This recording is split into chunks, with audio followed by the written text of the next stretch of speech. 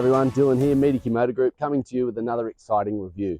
Today we're going to be looking at the Kia Niro, one of the newest additions to the Kia range, and this model comes in a hybrid electric vehicle and a full electric as well. Really look forward to showing you through this one. It's a very exciting model, lots of wonderful new technology and features, so stay tuned. We'll go through the ins and outs of this vehicle today, and you'll really get to understand how it drives, performs and feels on the road.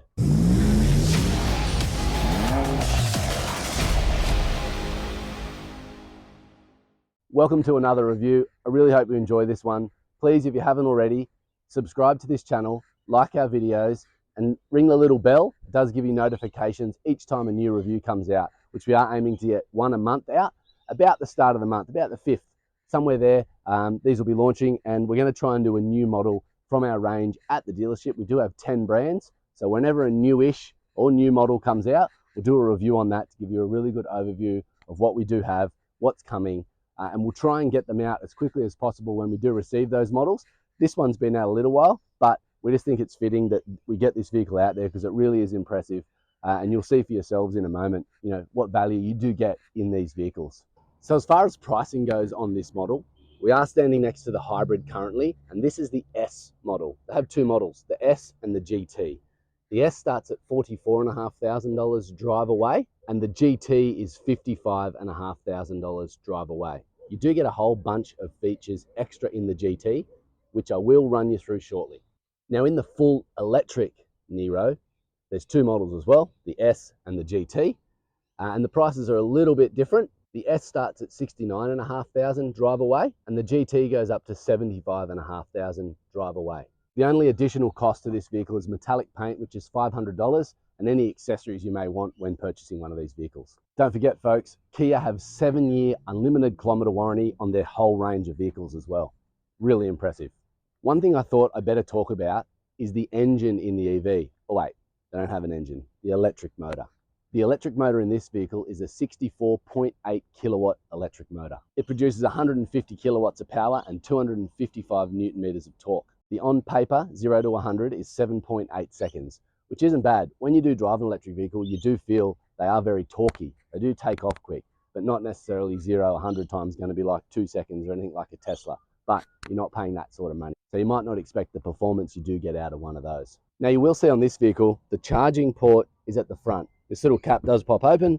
In here you'll see an AC and a DC charging point. Now the charging time's anywhere from 27 hours to 43 minutes, depending on what kilowatt charger you're using. If you use the power point at home and just plug it into your 240 volt, it can take 24 to 27 hours to get a full charge. When you do go to the public charging stations, depending if they're an 8 or 10 kilowatt system, that does bring your charging time down. And if you get a really high powered charging station, it can get under an hour to charge this vehicle up, which is really impressive if you're on a long run. The big talking topic on electric cars at the moment is the range that they provide. Now the range on paper for this EV is 460 kilometers with a full charge. Now, like a petrol vehicle, depending on how you drive will determine what sort of range you're going to get out of the vehicle. So if you're accelerating hard all the time, driving like Colin McRae, or you have a bit of a lead foot, then your range is going to come down significantly. But if you are driving economically, you know, not necessarily using the aircon all the time, not playing with everything, every little thing you use in an electric vehicle obviously uses more of that battery power. So 460, but look, realistically, even if you get 400, it's still a really good range, having to charge up and continue your journey. You might have to stop at one of those superchargers, like I said, for 40 minutes or an hour, have some lunch, continue on your journey. But for the size of this vehicle, that range is right up there with the best of them in the EV segment at the moment. Now the length of this vehicle is 4.420 meters long, to be exact. One thing I forgot to mention is the boot space. It's got 475 liters of boot space. Now I've said it before, liters means nothing to me, but it's big enough for me to fit in the boot, so you should be able to fit a couple of bags in when you go on a trip. All your shopping will fit. It's really great. Today I'm going to Aldi and I'm actually taking a washing basket with me to put my food in. Life hack for Aldi, you're welcome. Now the little Niro hybrid is a 1.6 litre conventional engine with the electric motor, and its combined power is 104 kilowatts and 265 newton meters of torque. Still drives really well. I took this one home last night, anticipation for this morning's review, and it drives really nice, and you will see that shortly. This is the one we're going to take out on the road and give it a test. Now, just something interesting you might or might not want to know, the battery location in these. In the hybrid, it's under the rear seat, And in the EV, it's actually under the whole floor of the vehicle. They spread it out. It's called like a skateboard platform. If you can imagine the bottom of a skateboard, it's like that. Now, for all the EV techie people out there, it's a lithium-ion polymer battery. Yay. For people like me, that doesn't mean anything. But for people like you, it might mean a lot. So I thought I'd better mention it. Now, the range out of the hybrid vehicle is 4 litres per 100 kilometres driven, which is an exceptional consumption. Some of our other vehicles combined in the hybrid segment are about 5 litres per 100. This is saying that it does get around 4. So again, depending on how you drive, will depend the consumption you get. If you are a very efficient driver, you should achieve somewhere around the sticker on these hybrid vehicles. Now, I know I've brought you 2 white vehicles today, and I know that's very out there and crazy, but there is actually 11 color choices that you can get in the Niro. I'll show those on the screen now to give you an idea of what those colors are. Because if I try to remember all the names, I'll get it wrong for sure. So this is the key of the EV. As you can see, it's got lock, unlock, hold the tailgate, it opens, a little emergency key inside there if you press this little button. It's also a cool feature with Kia. They have a button you can hold to start the vehicle. They've also got this forward and backwards for parking. If you're in a tight parking spot, you can actually hold these buttons down and move the vehicle forward or backwards without anyone in it. Now, as you'll see on the Kia Niro, they've got a really unique design. The front bumper bar has a sweeping black trim across the front. The headlights are actually below the bonnet in these unique designs you can see here, with the front parking sensors, the radar, and on the electric vehicle, the charging port as well. As you move around the vehicle, you'll see that the GT has a set of 17-inch wheels. It has the nice black trim along the door, keyless entry. As you come around to the back of the vehicle, you'll notice the back has a unique design as well, with the tail lights on either side and the sweeping high-level tail light as well.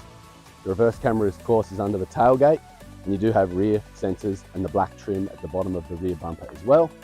Another feature of the GT is it does have privacy glass, so the rear windows around are tinted, and on the mirrors you do have a nice curved blinker as well. They all come with roof rails, which you can use to attach roof racks. The GT in the electric vehicle does come with a sunroof. Now, I've just got to take the EV back to the dealership, and then we'll go for a drive in the hybrid and give you the rundown of how the vehicle performs on the road. Looking forward to that. Hope you're enjoying the review so far. Stay tuned. They go for about 15 minutes. 15 minutes out of your life to get some valuable information on a car you may be interested in. It's invaluable. Folks, just for demonstration purposes, I only have a trade plate on this vehicle, but I just want to show you the acceleration in the EV. So it's dead quiet. As you know, EVs don't make any noise. And when you put your foot down, it's very torquey. So that's all the demonstration I can give for the EV because I don't have it registered. Alrighty, crew. Just going to go for a drive in the little hybrid. See how she performs. We're just going to drive around some suburban streets to start with to get a feel for it. And look, my initial thoughts are comfortable. It's in the small SUV range, feels nice on the road, suspension's nice, again, firm but comfortable is what you want, handles well. In this model, being the S, not the GT, you do get an 8.25-inch multimedia screen, so a little bit smaller, but a 10.25-inch instrument cluster, which is really nice. It's got the big digital speedo readout on there, revs, bit of EV info, show you when you're charging the battery or when you're not. It does have manual buttons for the aircon here. Speaking of aircon, I'm getting a bit hot, so I'm just going to turn that down a couple of degrees.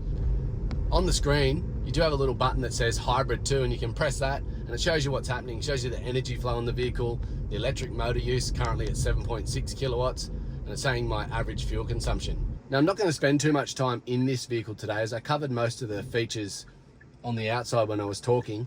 This is more just to give you a feel of what the car drives like on the road and different road surfaces. One cool little feature I did notice while I'm waiting at this intersection is the little USBs are on the side of the seat, USB-Cs there, which is pretty cool. The more charging ports, the better. You've also got a USB at the front and a USB-C as well, and a 12 volt. Now the GT model is the only one that comes with the SOS function, which is a little button you can press up there that will call the emergency services in the event of an emergency. They've been a hybrid too, as I've discussed before. They are quite torquey, so when you do take off, there really isn't any accelerator lag whatsoever. It just goes when you put your foot down. Interior is quite roomy too. Seats are comfortable, you got lumbar support, lots of leg room. Now we're on a smooth surface tar road now, doing 60 kilometers an hour. It's really quiet. Cars going past, quiet, can hear them just, but it's really good. Now, if you haven't seen it before, this is what head-up display looks like. I'm just gonna zoom in. That's what you see out in front of you on the road, is the speedo. Now, as you drive, it does tell you your speed, and that's the view you get from the driver's seat. Saves you looking down here all the time, up and down, checking your speed. You literally just glance out in front of you and there's the speed out in front. Head-up display. Wonderful technology.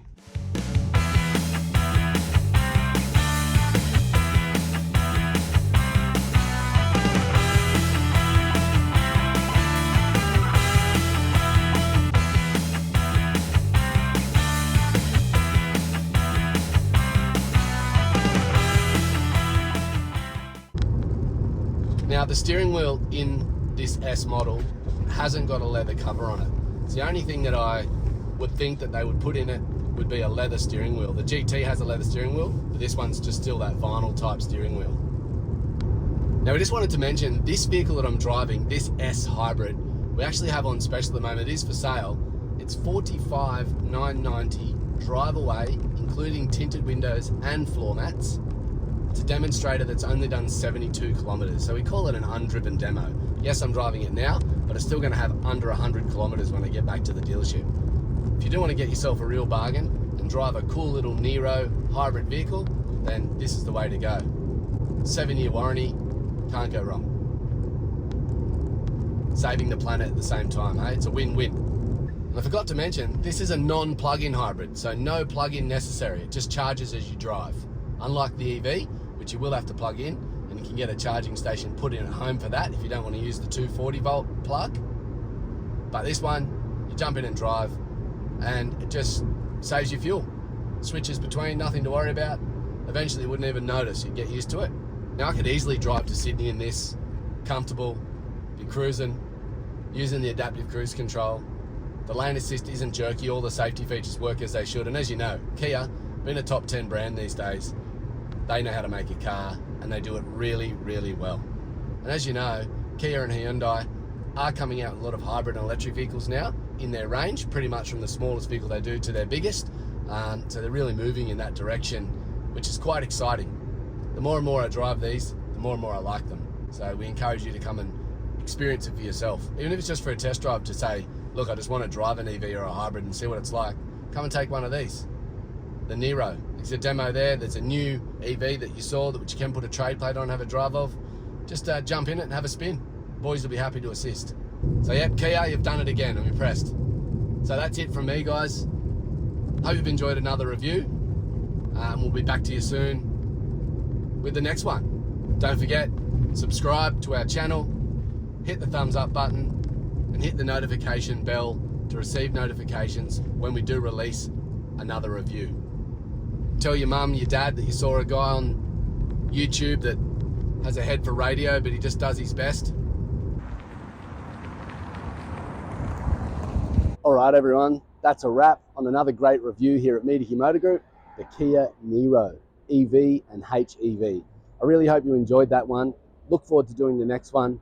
Don't forget to subscribe, hit the thumbs up button, and thanks for tuning in. See you next time.